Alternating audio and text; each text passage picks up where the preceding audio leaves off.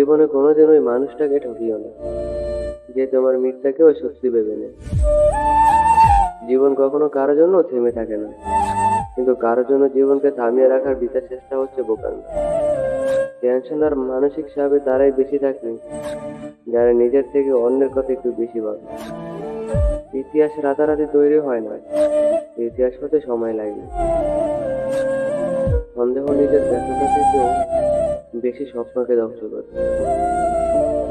কোকিল নিজের বাসায় বলে, তাই সে স্বাধীন। টিয়া আর ময়না অন্যের বাসা বলে, তাই তারা খাঁচায়। কখনো কখনো রাগ হাসি থেকে স্পেশাল হয়, হাসি তো সবার উপর হয়, রাগ শুধুমাত্র স্পেশাল মানুষের উপরেই হয়। যখন ছোট ছিলাম সবাই বলতো তুই কিছু বুঝবি না, আর এখন সবাই বলে তুই বেশি বুঝিস, চুপ থাক। জীবনে চলার পথে শুধু নিজের উপর বিশ্বাস রাখতে হবে, অন্যের উপর নয়।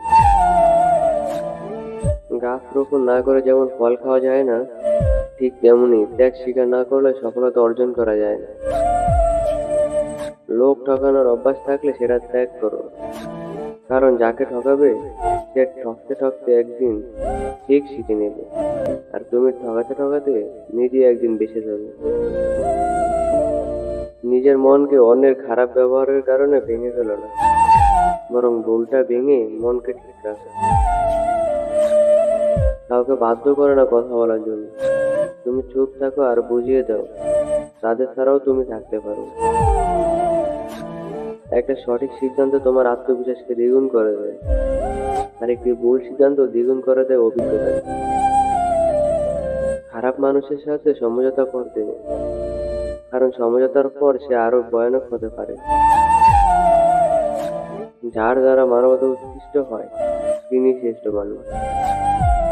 সিদ্ধান্ত নেওয়ার আগে একবার হলেও চোখ বন্ধ করে নিজের মনকে জিজ্ঞাসা করুন, কারণ মুখ মিথ্যা বললেও মন কখনো মিথ্যা বলে না। ভুল করা এটাই প্রমাণ করেছে তুমি চেষ্টা করেছো। যদি তোমার সততার জন্য কোনো বন্ধু তোমাকে ছেড়ে যায়, তবে মনে রেখো সে কখনো তোমার বন্ধু ছিল না।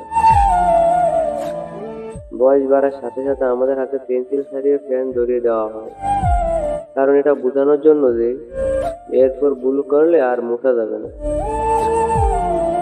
জীবনে যত কষ্টই হোক তবু মৃত্যু এর সমাধান নয়। একটাই জীবন, বেঁচে থাকলে হয়তো একদিন কষ্টগুলো দূর হয়ে যাবে, কিন্তু জীবনটাকে শেষ করে দিলে সেই জীবন আর ফিরে পাবে না। শরীরের সব থেকে দামি অংশ হলো হৃদয়, যেখানে থাকার যোগ্যতা সবার থাকে না। মানসিক আঘাতে কোনো চিহ্ন থাকে না বলেই আমরা যন্ত্রণাগুলো লুকিয়ে হাসতে পারি। কথার রোগ হলো মিথ্যা বলা, জ্ঞানের রোগ হলো ভুলে যাওয়া, সৌন্দর্যের রোগ হলো অহংকার করা, আর বংশের রোগ হলো বড়াই করা। আসলে এই কথাগুলো জীবনের সাথে খুব মিল রয়েছে। আজ ভিডিওটা এই পর্যন্তই। সবাই ভালো থাকবেন, সুস্থ থাকবেন। আল্লাহ হাফেজ। আর ভিডিওটি ভালো লাগলে একটা লাইক করবেন, শেয়ার করবেন, কমেন্ট করবেন, আর ফলো দিয়ে আমাদের পাশে থাকবেন। ধন্যবাদ সবাই।